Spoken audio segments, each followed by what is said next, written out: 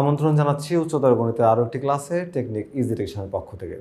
আজকের ক্লাসে আমরা প্রমাণ করব যে রেডিয়ান কোণ একটা ধ্রুব কোণ। ধ্রুব কোণ কি বলেছি বলো তো? ধ্রুব কোণ। ধ্রুব শব্দের অর্থটা কি আমরা একটু জেনে নিই। ধ্রুব আমরা গণিতের ক্ষেত্রে ব্যবহার করি ধ্রুবক বা ধ্রুব। এর মানে হচ্ছে কনস্ট্যান্ট, যেটা ইংরেজিতে আমরা বলি কনস্ট্যান্ট। এর অর্থ হচ্ছে যে একটা রাশি যার মানটা সুনির্দিষ্ট, সুসংজ্ঞায়িত, তার মানে মানটা নির্দিষ্ট এবং অপরিবর্তনীয়। এমন একটা সুসংজ্ঞায়িত, সুনির্দিষ্ট এবং অপরিবর্তনীয় মান যেটা হচ্ছে সবসময়ের জন্য একই থাকে। অর্থাৎ আমি যতক্ষণ পর্যন্ত ম্যাথটা সলভ করব ওই মানটা সেম থাকবে, ওটা চেঞ্জ হবে না। ধরো দুইটা জিনিস থাকতে পারে, চলক থাকতে পারে, চলকের সাথে একটা ধ্রুবপদ থাকতে পারে। এই ধ্রুবপদটা সবসময় আমরা একই মান রেখে দেবো, সবসময় নির্দিষ্ট মান থাকবে। এই নির্দিষ্ট সুসংজ্ঞায়িত এবং তোমার অপরিবর্তনীয় মান, এরকম একটা মান হবে যেটা হচ্ছে রেডিয়ান কোণকে বলা হচ্ছে। এখন তাহলে রেডিয়ান কোণটা কি? রেডিয়ান কোণটা হচ্ছে এরকম একটা কোণ, যে কোণটা মনে করো যে ও হচ্ছে বৃত্তের কেন্দ্র, আর এবি হচ্ছে বৃত্তের ব্যাসার্ধ, আবার ও হচ্ছে বৃত্তের ব্যাসার্ধ। তাহলে এই দেখো এই জায়গাতে একটা কোণ তৈরি হলো। এখন যদি এইটা হলো বৃত্তের ব্যাসার্ধ, এই ব্যাসার্ধ ও বি যদি কিনা এই এবি, এই চাপ, বৃত্তচাপ এবি এর সমান হয়, তাহলে এদের মধ্যবর্তী যে কোণ, এই যে চাপের অন্তর্গত যে কোণ, এই কোণটাকে বলা হয় রেডিয়ান কোণ। এই কোণটাকে বলা হয় কি? রেডিয়ান কোণ। প্রমাণ করতে হবে যে এই কোণটা একটা ধ্রুব কোণ। আচ্ছা, এই কোণটাকে আমরা কানেক্ট করতে চাই। দেখো পাই, পাই মানে কি? পাই হচ্ছে একটা রেডিয়ান কোণ, আমরা জানি এর ভ্যালু। তো আমরা এখন দেখবো যে এই যদি আমরা এখান থেকে একটা লম্ব টেনে দিই, দেখো লম্ব টেনে দিই, তাহলে তুমি যদি একটু খেয়াল করো এই লম্বটা যখন টানা হলো তখন কি হলো? দেখো আমার যে বৃত্তটা ছিল, এই বৃত্তটা কি হয়ে গেল?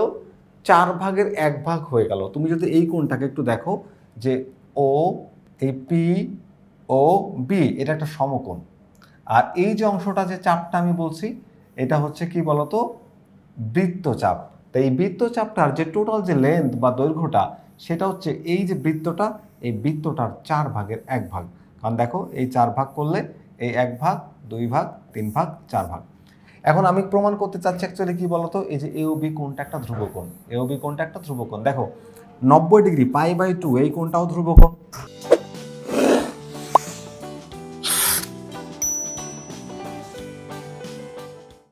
ওকে, তাহলে আমরা এখন দেখবো যে এই রেডিয়ান কোণ হচ্ছে আমাদের এই কোণ। তার মানে দেখো আমরা যদি এখানে এই যে পাই একটা ধ্রুব কোণ, π/2 একটা ধ্রুব কোণ, তো এটা হচ্ছে 90 ডিগ্রি, 180 ডিগ্রি। আর আমরা যদি 2/π বা কোনো একটা অংশ পায়ের সাথে কানেক্ট করে এই কোণটাকে দেখাতে পারি, তাহলে এটা একটা ধ্রুবকোণ প্রমাণ হবে। দেখো এইটা তোমাদের টেক্সট বুকের এক্সাম্পল, একদম তোমরা বইয়ের মধ্যে এটা করেছো। এটা একটু ডেসক্রিপশন বেশি থাকে, একটু লিখে বুঝাইতে হয়। তো আমিও তোমাদের জন্য এই যে লিখে রেখেছি, মানে আমাদের ইজি হায়ার ম্যাথ বই, এখান থেকে আমি তোমাদেরকে বুঝাই দিব। আর চিত্র তো তোমাদের দিয়ে বুঝাইলামই। এখন একটু খেয়াল করো, দেখো এই যে মনে করি যে ও কেন্দ্র বিশিষ্ট বৃত্ত, এই যে বৃত্তটার কেন্দ্র ও, নাম হচ্ছে ABPC, ABPPABC বৃত্ত। এই বৃত্তে এবি হচ্ছে চাপ। ভালো করে বুঝো, এই এবিটা হচ্ছে চাপ। এই এবিটা হচ্ছে কি বলতো? এবি চাপ। বৃত্তের ব্যাসার্ধ ওবি, বৃত্তের ব্যাসার্ধ এই হচ্ছে ওবি। ওবি, বৃত্তের ব্যাসার্ধ ওবি এর সমান হওয়ায় চাপ আর ব্যাসার্ধ, চাপ দেখো এবি আর ব্যাসার্ধ হচ্ছে ওবি। তোমাদের বলেছিলাম যে চাপ আর ব্যাসার্ধ সমান হলে কোণ হবে রেডিয়ান। তাহলে এই লেন্থটা আর এই লেন্থটা সমান। ওকে, তাহলে এখানে যে কোণটা তৈরি হলো, চাপের আদিবিন্দু আর শীর্ষবিন্দু মিলাই যে কোণটা, চাপের অন্তর্গত যে কোণ, সেই কোণটাকে একটা রেডিয়ান বা ধ্রুব কোণ প্রমাণ করতে হবে।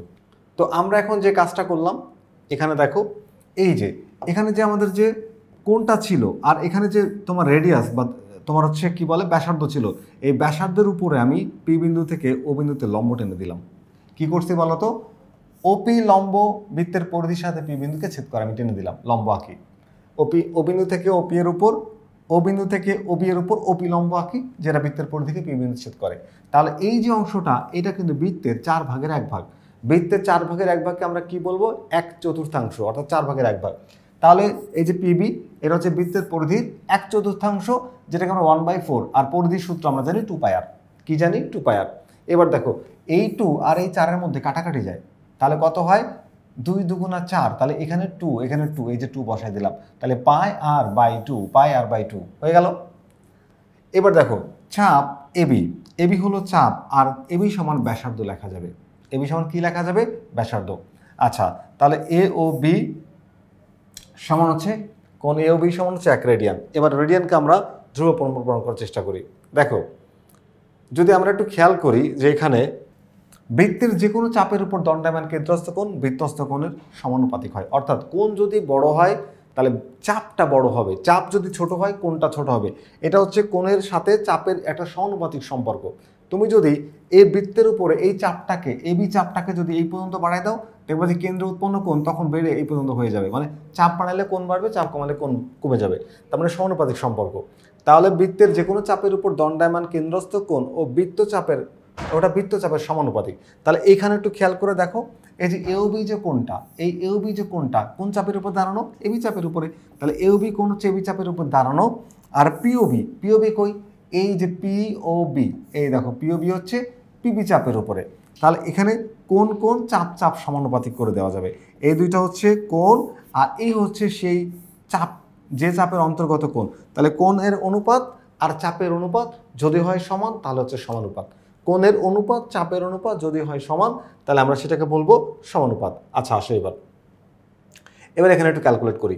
দেখো এই জায়গায় দেখো যে এখানে যদি আমরা কোণ এওবিকে রেখে দিই আর এই কোণ পিওবি এটা আছে এখানে ভাগ আকারে, যদি এটাকে ওই পাশে পাঠাই এ দেখো গুণ হয়ে যাবে, গুণ হয়ে গেল। কি হয়ে গেল বলো তো, গুণ হয়ে গেল। এখন দেখো এই যে এবি চাপ, এবি চাপ, এবি চাপ সমান হচ্ছে ব্যাসার্ধ আর এর সমান, কারণ এবি যে চাপটা এটা হচ্ছে ব্যাসার্ধ আর এর সমান ছিল। আর পিবি চাপ, পিবি চাপটা আসলে কি, যে আমরা পিবির মানটা কিন্তু বের করে রেখেছি, একটু খেয়াল করো। এই দেখো এই যে পিবি চাপের বৃত্তের পরিধি চতুর্থাংশ pi r by two, pi r by two. তাহলে আমরা এখানে পিবি চাপের মানটাও বসাই দিতে পারো pi r by two, pi r by two into এটা হচ্ছে এক সমকোণ, এই যে কোণ পিওবি সেটা হচ্ছে লম্ব টানা হয় এই কারণে এক সমকোণ। এবার খেয়াল করো ভাগটাকে যদি গুণ দিয়ে উঠাই দিই, আর ইন্টু এই টু যাবে উপরে আর কি আসবে বলো তো, পাই আর আর আসবে নিচে, পাই আর আর আসবে কি নিচে। এবার এই পাই এই আর আর কাটা যায়, থাকে হচ্ছে টু বাই পাই, কি থাকে বলো তো, টু বাই পাই। এই দেখো কোণ এওবি সমান two by pi, two by pi সমকোণ, টু বাই পাই কি সমকোণ। আচ্ছা একটু খেয়াল করো এই যে এক সমকোণ ছিল তাহলে এখানে টু বাই পাই সমকোণ। দেখো যেহেতু যেহেতু সমকোণ একটি ধ্রুবকোণ, সমকোণ একটি ধ্রুবকোণ, পাই একটি ধ্রুবকোণ, তাহলে সমকোণ ধ্রুবকোণ পায়ও ধ্রুবকোণ, তাহলে এখানে আমরা পাচ্ছি হচ্ছে টু বাই পাই সমকোণ, ধ্রুবকোণ ধ্রুবকোণ মিলে হচ্ছে ধ্রুবকোণ। তাহলে এখানে দেখো যেহেতু এওবি সমান টু বাই পাই সমকোণ, তাহলে এই পাই কি ধ্রুবকোণ, সমকোণ কি ধ্রুবকোণ, তাহলে পায়ও ধ্রুবকোণ সমকোণ ধ্রুবকোণ, এই দুইটা মিলে যেটা উৎপন্ন হয় সেটাও একটা ধ্রুবকোণ।